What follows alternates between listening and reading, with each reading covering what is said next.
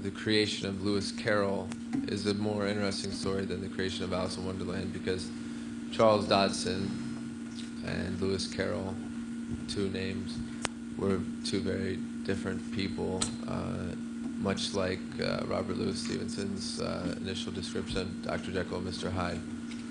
So something that was going to start off as maybe another interpretation of Alice in Wonderland became a story about the person that created it. Subject for you and this film. Well, it wasn't a vanity project. If anything, it's out of humility, because the character is very vulnerable, and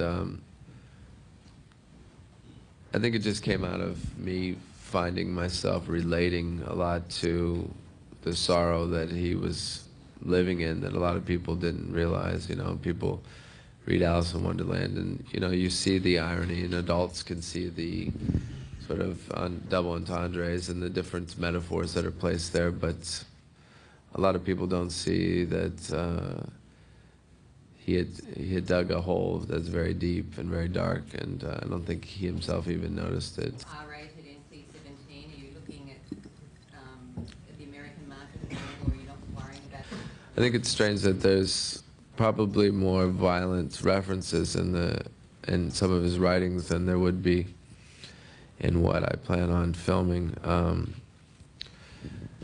There is sex, there's obsession, because he was a person who is believed to have lived and died without ever having a woman, having a family. And I think that consumed him, and I think that that was definitely a part of his insomnia and his depression. And eyes straight to centre here, please. That's nice. Thank you. Just break them to left, please. And over this side for us. Okay, 30 seconds left. No, as far as making films, this is definitely not a one-off. But as far as the subject matter, I think it's not a one-off either, because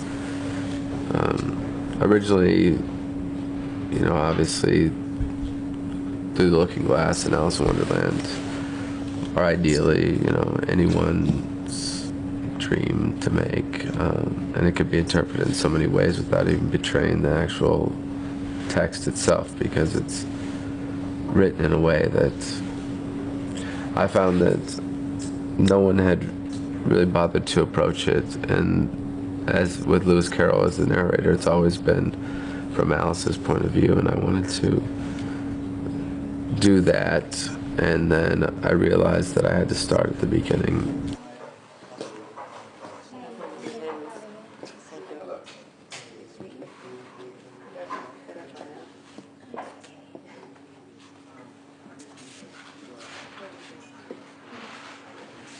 It is a horror film, but it's hard to, you know, really acknowledge that when you feel almost ashamed to associate yourself with a genre that's becomes, you know, rather cliche, but it's then a challenge to redefine the genre. So I'm going to make something that's very, very unsettling, but also very, I think it's kind of romantic in a way, because he just has this obsession with the idea of a girl, and so she's more than just Alice. You know, she ends up playing like one person's obsession with everything you could want in someone, because he had no one, and he died alone, and so it's a very lonely story.